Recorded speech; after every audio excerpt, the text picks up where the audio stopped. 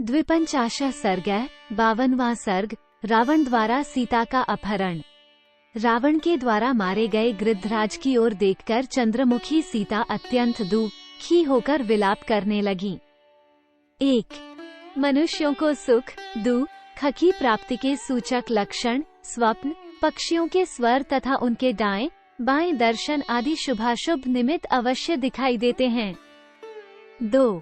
ककूटस्थ कुलभूषण श्री राम, मेरे अपहरण की सूचना देने के लिए निश्चय ही ये मृग और पक्षी अशुभ सूचक मार्ग से दौड़ रहे हैं, परंतु उनके द्वारा सूचित होने पर भी अपने इस महान संकट को अवश्य ही आप नहीं जानते हैं, क्योंकि जानने पर आप इसकी उपेक्षा नहीं कर सकते थे।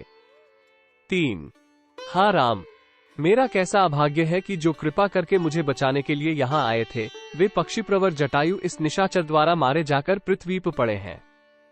हे राम, हे लक्ष्मण, अब आप ही दोनों मेरी रक्षा करें। यो कहकर अत्यंत डरी हुई सुंदरी सीता इस प्रकार क्रंदन करने लगी, जिससे निकटवर्ती देवता और मनुष्य सुन सके। 5. उनके पुष्पहार और आभूषण मसलकर छिन्न भिन्न हो गए थे। वे अनाथ की भांति विलाप कर रही थीं। उसी अवस्था में राक्षसराज रावण उन विदेह कुमारी सीता की ओर दौड़ा। 6. वे लिपटी हुई लता की भांति बड़े बड़े वृक्षों से लिपट जाती और बारंबार कहती, मुझे इस संकट से छुड़ाओ छुड़ाओ। इतने ही में वह निशाचर राज उनके पास जा पहुंचा। 7. वन में श्री राम से रहित होकर सीता को राम राम की रट लगाती देख उस काल के समान विकराल राक्षस ने अपने ही विनाश के लिए उनके केश पकड़ लिए। सीता का इस प्रकार तिरस्कार होने पर समस्त चराचर विश्व मर्यादा रहित तथा अंधकार से आच्छन्न सा हो गया। वहाँ वायु की गति रुक गई और सूर्य की भी प्रभा फीकी पड़ गई। श्रीमा पितामह ब्रह्माजी दिव्य दृष्टि से विदेह नंदिनी का वो राक्षस के द्वारा केशाकर्षण रूप अपमान देखकर बोले, बस अब कार्य सिद्ध हो गया। 10:1/2 सीता के केशों का खींचा जाना देखकर दंडकारण्य में निवास करने वाले वे सब महर्षि मन व्यथित हो उठे। साथ ही अकस्मात रावण का विनाश निकट आया जान उनको बड़ा हर्ष हुआ। 11:12 बेचारी सीता हा राम कहकर रो रही थी, लक्ष्मण को भी पुकार रही थी। उसी अवस्था में राक्षसों का राजा रावण उन्हें लेकर आकाश मार्ग से चल दिया। 13 तपाए हुए सोने के आभूषणों से उनका सारा अंग विभूषित था। वे पीले रंग की रेशमी साड़ी पहने हुए थीं। अतः उस समय राजकुमारी सीता सुदाम पर्वत से प्रकट हुई विद्युत के समान प्रकाशित हो रही थीं। 14 उनके फहराते हुए पीले वस्त्र से उपलक्षित रावण दावानल से उद्भासित होने वाले पर्वत के समान अधिक शोभा पाने लगा। 15 उन परम कल्याणी विदेह कुमारी के अंगों में जो कमल पुष्प थे, उनके किंचित अरुण और सुगंधित दल बिखर कर रावण पर गिरने लगे।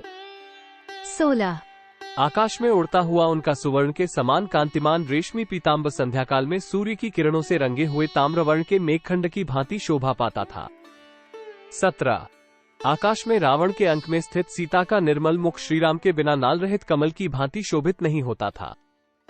18 सुंदर ललाट और मनोहर केशों से युक्त कमल के भीतरी भाग के समान कांतिमान, चेचक आदि के दाग से रहित, श्वेत, निर्मल और दीप्तिमान दांतों से अलंकृत तथा सुंदर नेत्रों से सुशोभित सीता का मुख आकाश में रावण के अंक में ऐसा जान पड़ता था मानो मेघों की काली घटा का भेदन करके चंद्रमा उदित हुआ हो।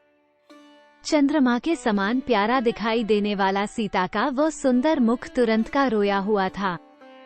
उसके आंसू पोंछ दिए गए थे। उसकी सुघड़ नासिका तथा तांबे जैसे लाल लाल मनोहर ओठ थे। आकाश में वह अपनी सुनहरी प्रभा बिखेर रहा था तथा राक्षस राज के वेगपूर्वक चलने से उसमें कंपन हो रहा था। इस प्रकार वह मनोहर मुख भी श्रीराम के बिना उस समय दिन में उगे हुए चंद्रमा के समान शोभाहीन प्रतीत होता था। मिथिलेश कुमारी सीता का श्रीअंग सुवर्ण के समान दीप्तिमान था और राक्षसराज रावण का शरीर बिल्कुल काला था। उसकी गोद में वे ऐसी जान पड़ती थी मानो काले हाथी को सोने की करधनी पहना दी गई हो। 23 कमल के केसर की भांति पीली एवं सुनहरी कांति वाली जनक कुमारी सीता तपे हुए सोने के आभूषण धारण किए रावण की पीठ पर वैसी ही शोभा पा रही थी जैसे मेघमाला का आश्रय लेकर बिजली चमक रही हो। 24 विदेहनंदिनी के आभूषणों की झंकार से राक्षसराज रावण गर्जना करते हुए निर्मल नील मेघ के समान प्रतीत होता था। 25 हरकर ले जाई जाती हुई सीता के सिर से उनके केशों में गुंथे हुए फूल बिखरकर सब ओर पृथ्वी पर गिर रहे थे। 26 चारों ओर होने वाली वह फूलों की वर्षा रावण के वेग से उठी हुई वायु के द्वारा प्रेरित हो फिर उस दशानन पर ही आकर पड़ती थी। 27 कुबेर के छोटे भाई रावण के ऊपर जब वो फूलों की धारा गिरती थी, उस समय ऊंचे मेरु पर्वत पर उतरने वाली निर्मल नक्षत्रमाला की भांति शोभा पाती थी। 28 विदेहनंदिनी का रत्नजटित नूपुर उनके एक चरण से खिसककर विद्युमंडल के समान पृथ्वी पर गिर पड़ा।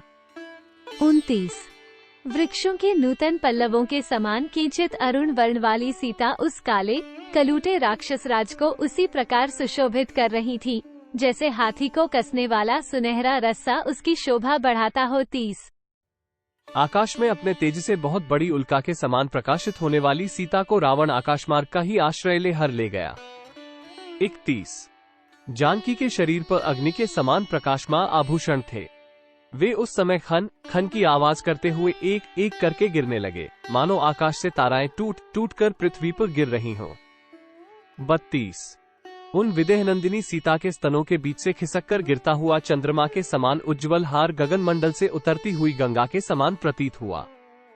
33 रावण के वेग से उत्पन्न हुई उत्पात सूचक वायु के झकोरों से हिलते हुए वृक्षों पर नाना प्रकार के पक्षी कोलाहल कर रहे थे। उन्हें देखकर ऐसा जान पड़ता था मानो वे वृक्ष अपने सिरों को हिलाकर संकेत करते हुए सीता से कह रहे हैं कि तुम डरो मत। 34 जिनके कमल सूख गए थे और मत्स्य आदि जलचर जीव डर गए थे, वे पुष्करिणियां उत्साहीन हुई मिथिलेश कुमारी सीता को मानो अपनी सखी मानकर उनके लिए शोक कर रही थीं। 35 उस सीताहरण के समय रावण पर रोष सा करके सिंह, व्याघ्र, मृग और पक्षी सब ओर से सीता की परछाई का अनुसरण करते हुए दौड़ रहे थे।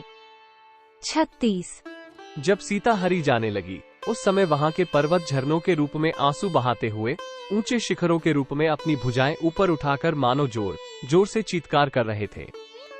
37 सीता का हरण होता देख श्रीमान सूर्यदेव दुखी हो गए।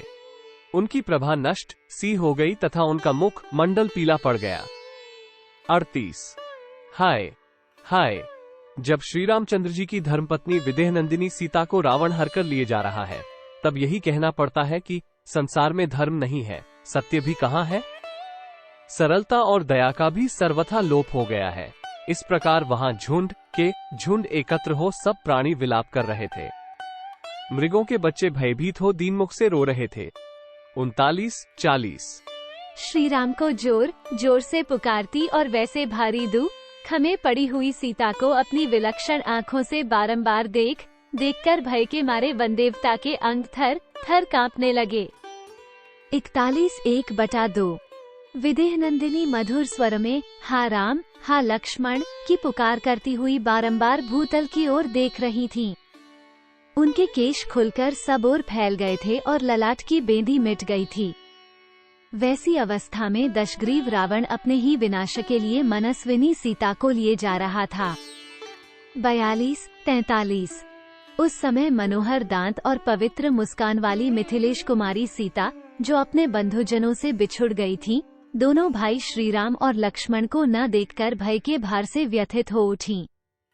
उनके मुखमंडल की कांति फीकी पड़ गई। 44 इत्यार्षे श्रीमद् रामायणे वाल्मीकि आदिकाव्यरण्य कांडे 52 सर्ग। इस प्रकार श्री वाल्मीकि निर्मित आर्ष रामायण आदिकाव्य के अरण्य कांड में 52वां सर्ग पूरा हुआ। 52